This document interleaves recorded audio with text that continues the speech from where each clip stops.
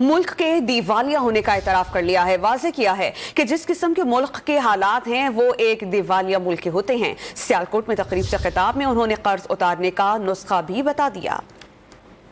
آپ نے سنا ہوگا ڈیفالٹ ہو رہا ہے یا دیوالیہ ہو رہا ہے یا میلٹ ڈاؤن ہو رہا ہے، وہ ہو چکا ہوا ہے کہ جو ہمارے ملک کے اس وقت حالات ہے، ہم ایک دیوالیہ ملک کے رہنے والے ہیں۔ اب کل رات ساری رات دہشت گردی کا مقابلہ جو ہے وہ لوگ ہمارے جو سیکورٹی کے لوگ ہیں وہ کرتے رہے، شہید ہوئے، خون بہایا گیا،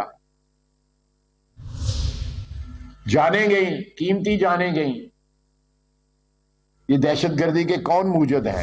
کون دہشت گردی ہمارے ملک میں لے کے آیا؟ چند ہزار افراد کے لیے 23 کروڑ پاکستان کی عوام جو ہے وہ کھجل خراب ہو گئی ہے، چند ہزار افراد کے لیے، بلکہ میں ہزاروں میں بھی کہوں گا سینکڑوں میں لوگ ہیں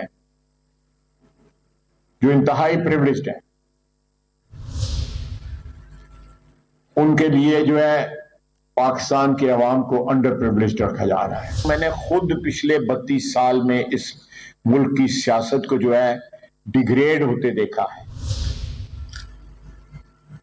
رسوا ہوتے دیکھا ہے، کبھی اپنے ہاتھوں، کبھی اسٹیبلشمنٹ کے ہاتھوں، کبھی بیوروکریسی کے ہاتھوں۔